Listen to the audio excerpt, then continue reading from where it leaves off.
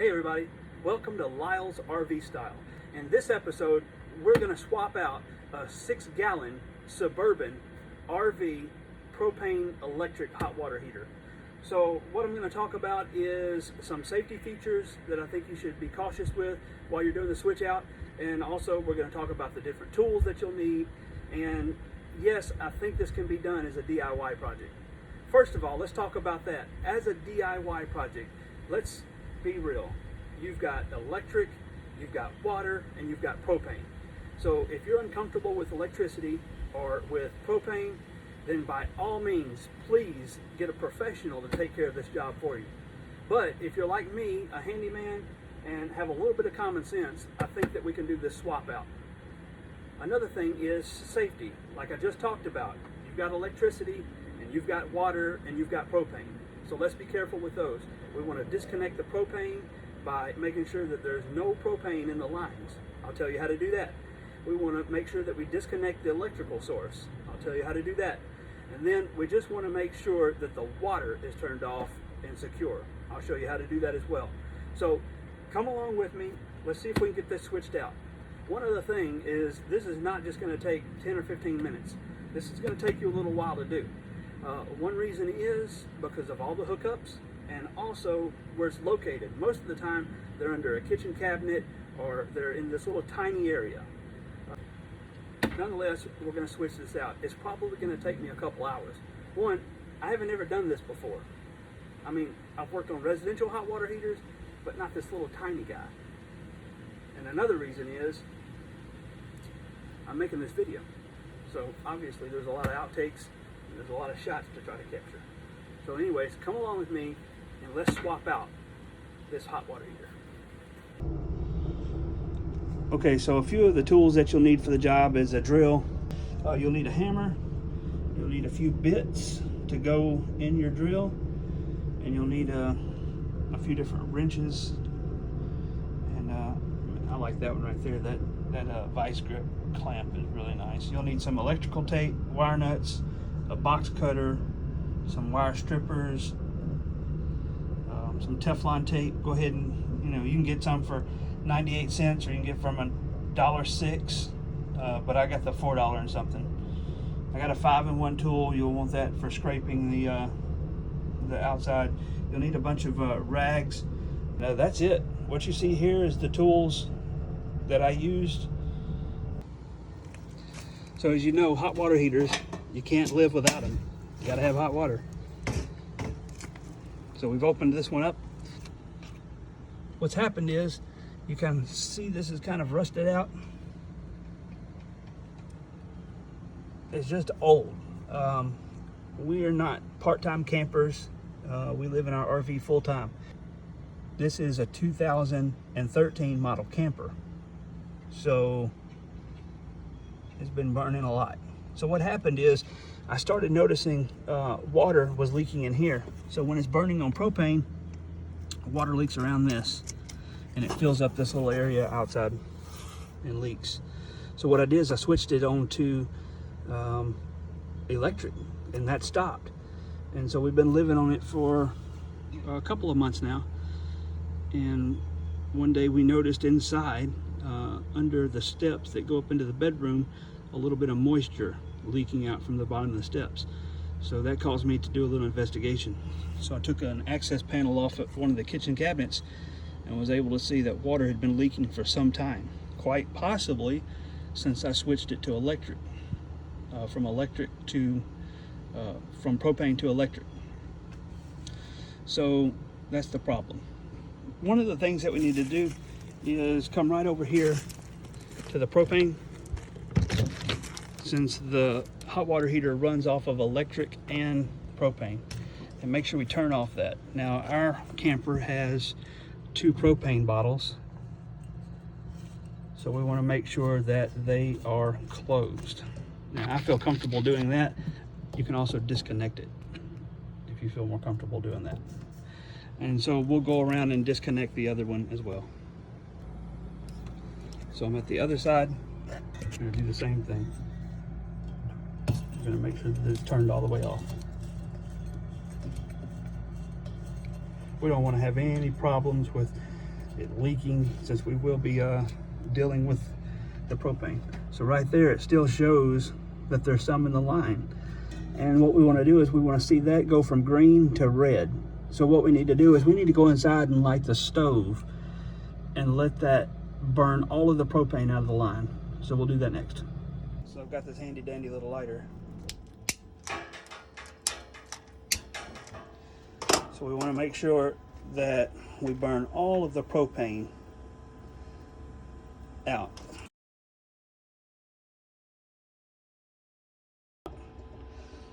So now I'm pretty sure that I've burned all of the propane out of the line. We don't have any problems. So everything's turned off. And now you see that this went from green to red, meaning that there should be no propane in the lines. So another thing that you're going to want to do is you're going to want to find the breaker box for your RV. Ours is right when you come in the door. And you're going to want to find the breaker for the hot water heater, and you'll want to turn that off. So something very important to do is to turn off the water that feeds your RV, because that also feeds the hot water heater. And first thing you notice is we got a series of screws all the way around, and we have some caulking that holds this in place. So what we want to do is grab a knife, some kind of a box cutter, and we want to cut this.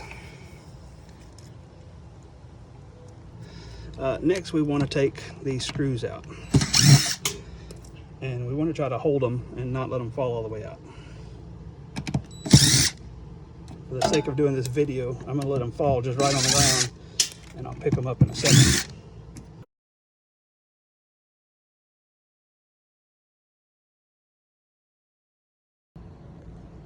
So once we get the little door off, I noticed that there's a couple of screws that hold that outside trim ring on.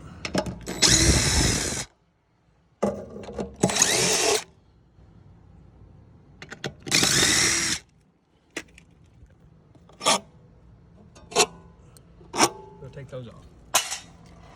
Notice I keep up with my screws, and they're just laying on the ground. So with this trim ring, I'm having to tap through that layer of caulking, which is good because it means it was set in caulk or some type of sticky tape.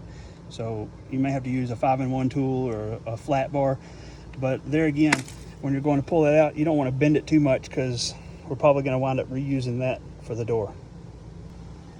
So now I got the trim ring off, and you can see that that leaves the unit exposed. Stick my finger right on the inside there.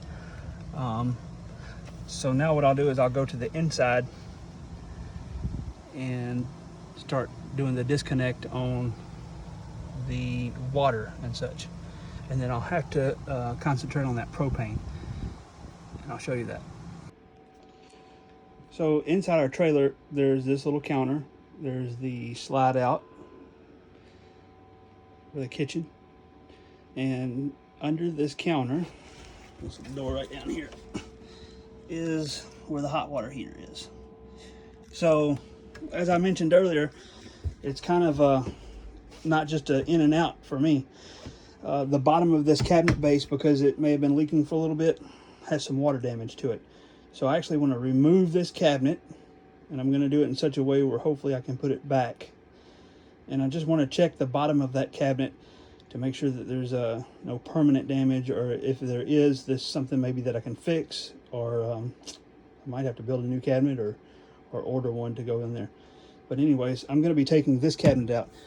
So if this doesn't apply to you, then just skip to the good stuff when I pick back up with the hot water heater switch out. So I've taken the drawers out, I took everything out of the cabinets, and there's a series of screws. I don't know how many there are, but quite a few of them. Anyways, I'll take those out all the way around, and hopefully the cabinet will just pull right out. That's what I'm shooting for. So I've taken quite a few screws out, but as always, there's a catch. There's a couple of screws that are way up in there that I can't reach. So I've got one option, is I've got a couple of extensions that I can put on the end of the drill bit. I'm gonna have to disconnect the water here, that's the hot water, and the cold end. So we'll have to disconnect those. Right there, that looks like a crescent wrench can fit that. So we'll take care of that. And then here is the copper line, and I believe that goes over to the front. You can't see it from here, but that's going to be one of the things that we disconnect, is the gas. So the copper line is for the gas, and these are for the water.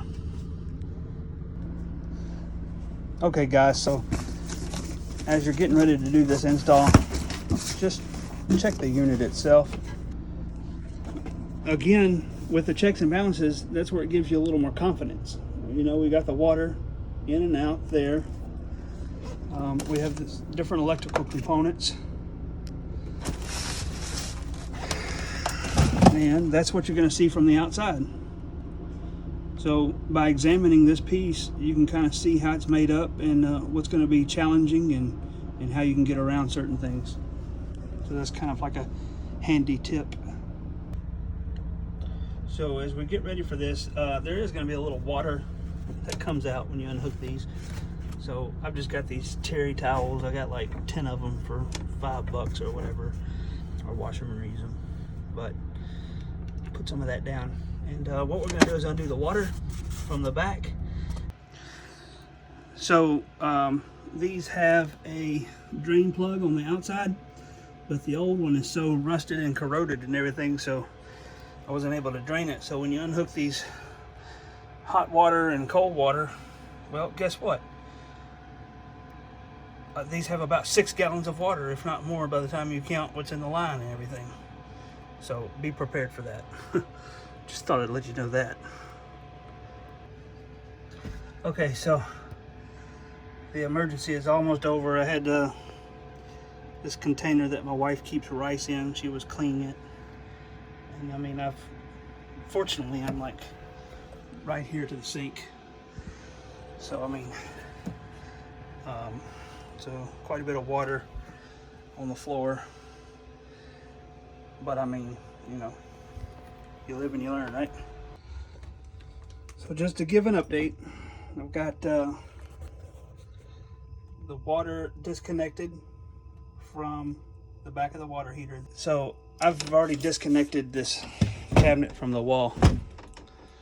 See if you guys can see it. So I'm just going to take it out. It's super lightweight. You know, it's an RV, so what do you expect? So I'm going to take that out. That's going to allow me to get to the wiring and everything. There's a bunch of wiring like right there.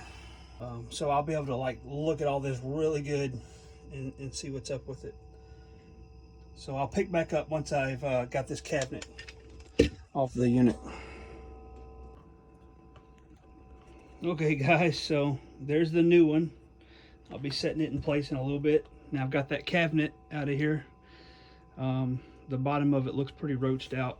I may have to rebuild part of it, or see if I can order a cabinet like it. See what the wife would like for me to do. But here's the hot water heater. Giving me all that trouble. So everything's pretty much self-explanatory. The new one over here has all the same wiring. So all the same wire. So wherever it's hooked up, wherever this is hooked up to, what we're going to do is we're just going to retrace. I'm going to disconnect this. I've got to go outside, and I'm sorry it's taking me so long to do this, that it's gotten dark outside, but I'm going to go out and disconnect this gas pipe. But you can see it just hooks right through there. The new one here, there's like a little rubber grommet, and that pipe goes through there, and it hooks right there where that red thing is. So it'll come through there and hook into that, and you just screw it in. So I'll pick back up with maybe taking it out a little bit and then trying to connect the new one. You're also going to need some thread tape, and I went ahead and sprung for the good stuff. It says it's good for gas lines, copper, whatever, but we'll need that not only for the gas, but we'll also need it to put these back into the back of the tank. We'll have to redo the threading on it. So before I take this apart, just here's the wiring that's in place. Once again, I make sure that the breaker is off, so there's no power going to the unit itself. There's blue and blue, red and red, green and green. Over here on the new one, guess what? Blue, red and green. All you do is blue, red and green. Hook those up. So I'm going to actually cut these wires, and then that way it'll allow me to be able to pull this out here in just a little bit. So I just wanted to mention that. Whatever the wires are, just reconnect it just like it was. And you know, the same here. This is your black and white. This is your power into the unit. Here there's a nice power cord that's got a plug in.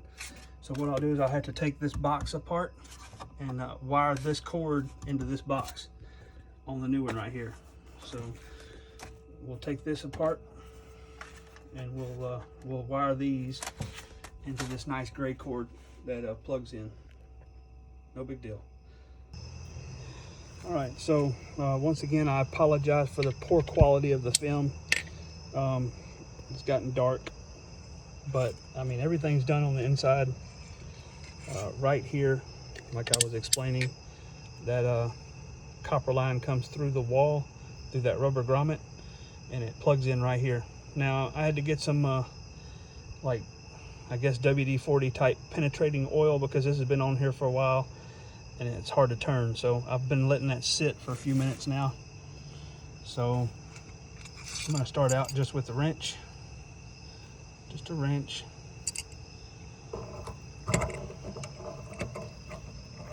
And I'm going to see if I can get that particular size. Now this is the old one. Okay, it looks like it's going to break for me. Good.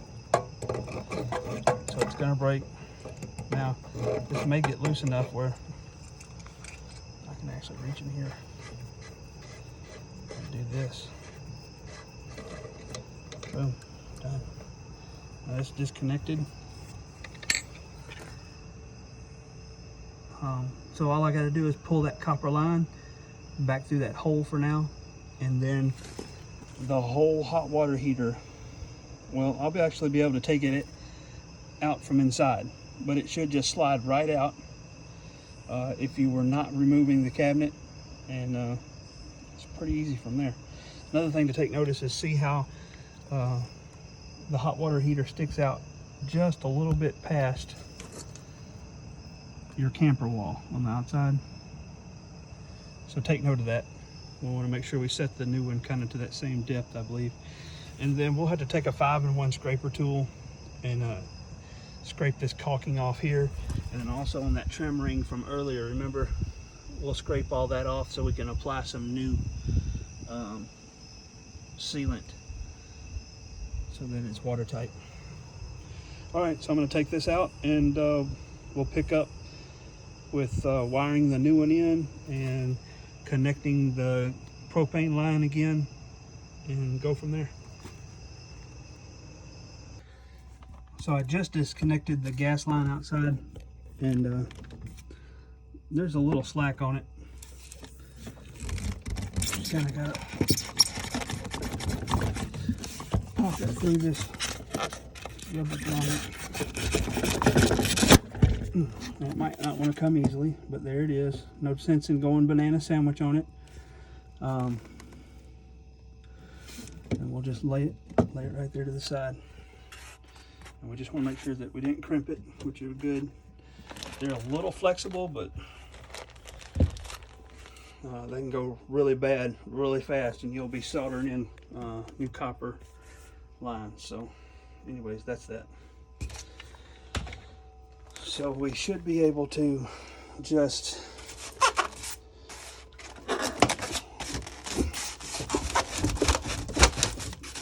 drag it out of place.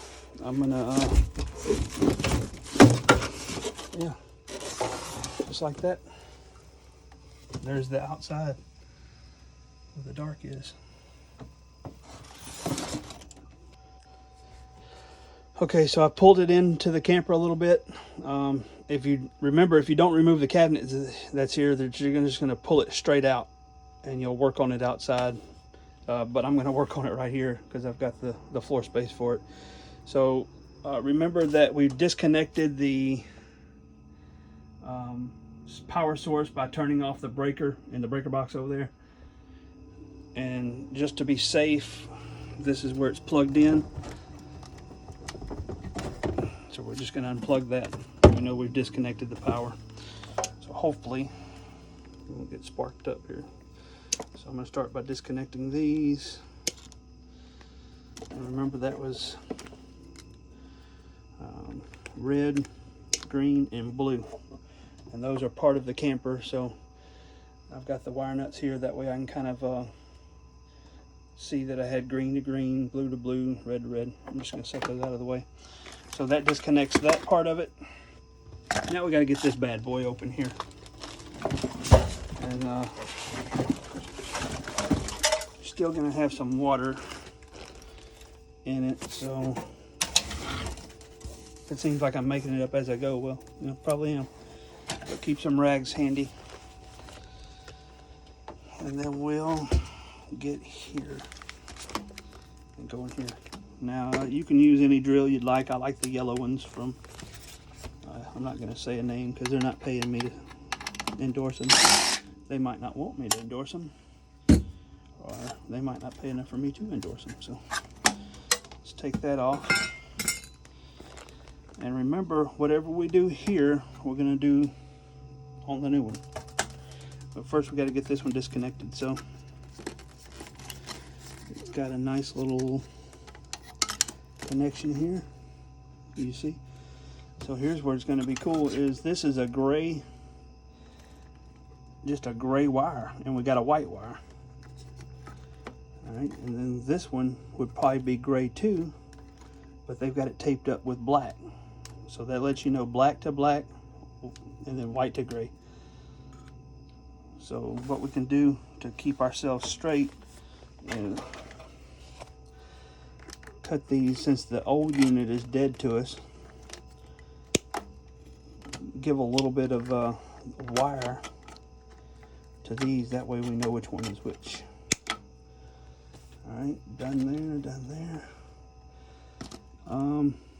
I want to go ahead, and I like this little connection and everything they have there, so I'm going to see if I can get a little wrench or a socket or something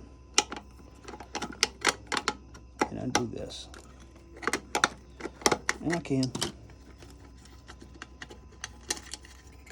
Boom. Done. And I think it's got a new one of these in the new thing.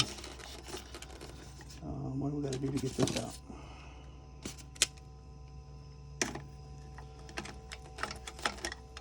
It's got like a little push. You see right there on the edge, you push those in, and when you push those in, it'll allow you to pull that out. It just pulls right out. Alright, so the old one is completely disconnected. Let's remember that there's always a little water left in these bad boys, so we're going to stand it up this way. I'm going to take this one out, and I'm going to drag this one over in place, and then we'll pick up with rewiring it. So I'm going to go ahead and clean this area, and you can see the water marks. So I want this to be able to dry out, but I want it to be nice and clean. Okay, so I've cleaned and prepped this area. I had some all-purpose cleaner that cleans and disinfects. So I did a really thorough thing. This is the little stand that was over here that it sits on. I went ahead and took that up and cleaned and disinfected that. Also, on this whole entire area, And in that wall, along where those water stains were, I went ahead and put some stuff for mold or different things like that. I also took the time to check my floor out in this area since it was leaking. Checking the wall that goes behind that cabinet and everything is appears to be okay. So I'm happy with that. What I'm gonna do is I'm gonna get this back in place, and then I'll bring the unit over here and we'll start rewiring that. Okay, so here we are. We've got the new unit closer to where it's gonna rest. I'm gonna go ahead and wire it up. So it's simple. The thermostat wires here, green for green, red for red, blue for blue. The new one comes with the wires kind of pre-stripped. I'm gonna go ahead and take these and cut these off and strip these and get them ready to wire up with that. And I'll be using some wire nuts, a couple different sizes, but for the thermostat wires I'll probably use the smaller ones. And I'll wrap them up with some electrical tape, that way they're protected. The ones that were on here from the factory, they're kind of like these crimped on, kind of nicer ones. So if you can get those, that's fine, but these are sufficient, I think. So here you go. I have them made back up. Then all I've got to do now is wire nut them. And there you go. They're wire nutted, and I'll put some electrical tape on them. Little wire nut sandwich with some electrical tape. Just kind of keep them together, that way they don't get snagged on something or pull loose. Is it the best way to do it? Probably not, but we're gonna go with that. Okay, now we're gonna work on the main power in cable. So we'll do that next. So I've got the unit rolled over on the side. Let's take this plate off here.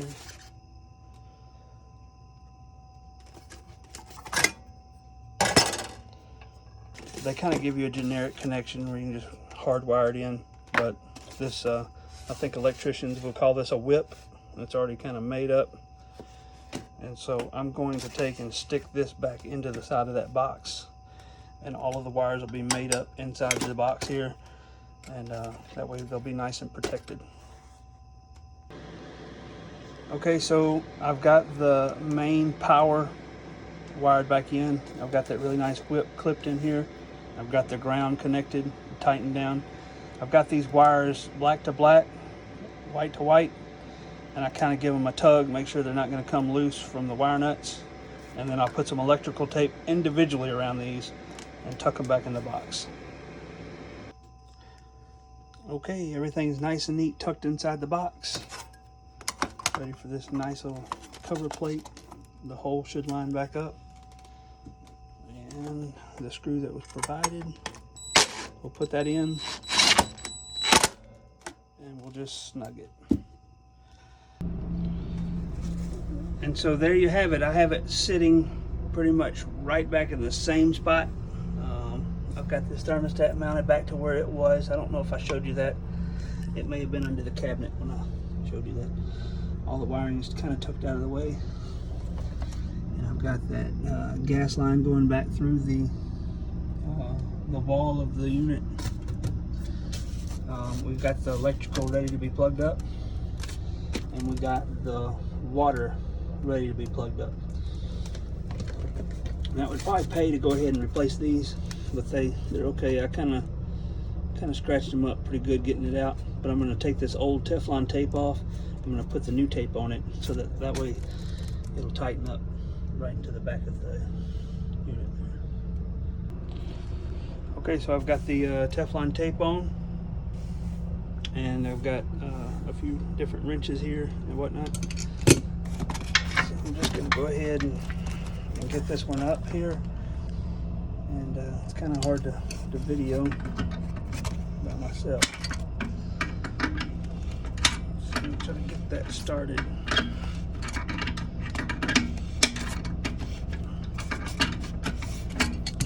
Just check it. You don't want to strip these screws, so you want to make sure that when you get this started, that you're not cross-threading it, stripping it out.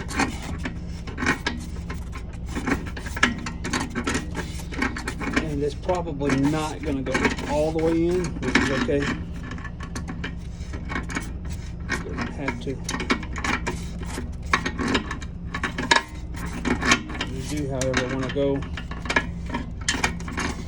until it tightens down.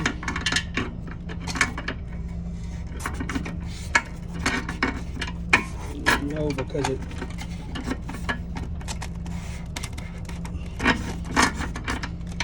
going to get harder and harder to turn, but you don't want to strip it out.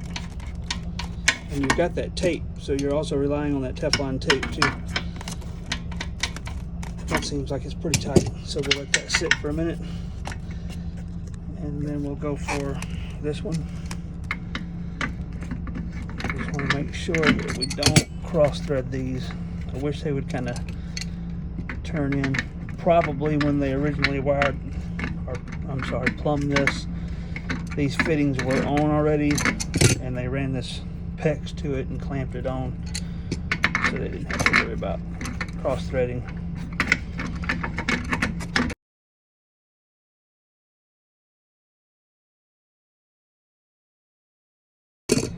I like to use these guys here, a vice clamp. Get down here.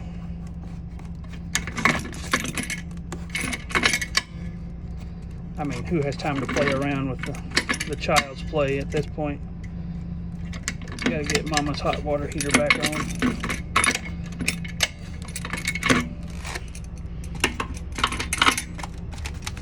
I think those are pretty tight now. What we'll do is, once we turn the water on,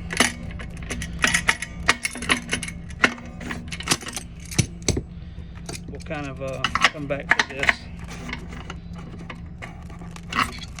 and make sure that we don't have any water leaks from here, here, here, here, there, there, there, there, there, or there. Make sense? Okay, so I'm back outside. The new unit is set in place. Everything's wired in on the inside. I've got it sitting out just a little bit. Remember, the old one was out just a little bit. So we're ready to hook up this propane area here. I've gone ahead and put the tape on the threads, and make sure that you don't get it where the propane is going to actually be going through there and stop it up or anything like that. And it doesn't take a lot, just a little bit. We want to make sure we thread that pretty good. And hopefully this will pull right back out into place. And this is another one you want to make sure that we don't cross thread or anything like that. Kind of important. So I'm gonna need both hands. I'm gonna get that started, and then I'll pick the video back up. Okay, so I was able to get it restarted back up. I don't know what that was. And you just take your time with this.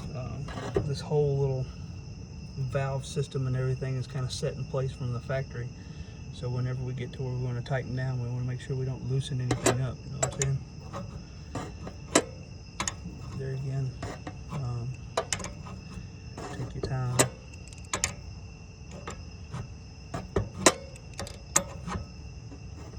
And you'll feel it starting to snug down. That's good.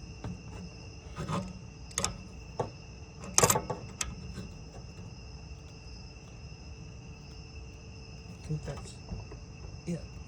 That's copper, so there's a possibility that you can twist something. Everything looks okay. We're going to go with the fact that it's all right. Everything's nice and tight. All this looks to be in place. The little rubber grommets in place. That way you don't have dirt daubers and wasp and everything.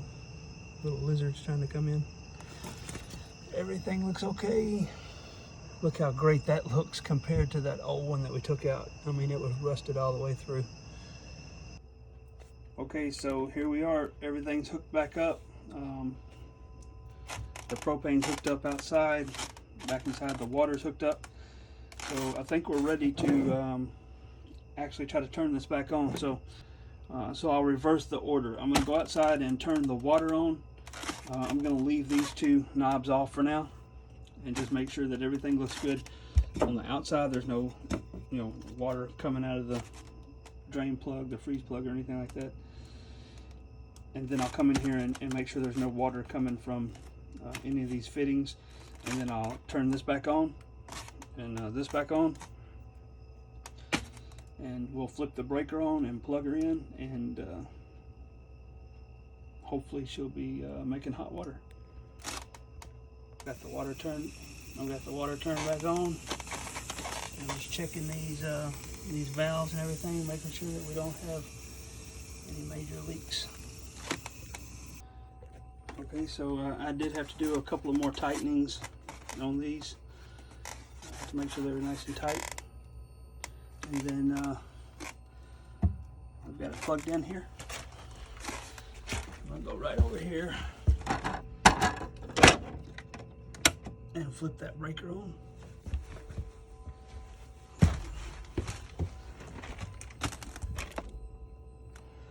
So we'll give it a minute or two, and then we'll see where we're at with hot water. Okay, so I've got that trim ring cleaned off, and I got it kind of cleaned off around the camper. I mean, get it as clean as you want to be. Some people want to get it super clean probably, but I've got it acceptably clean.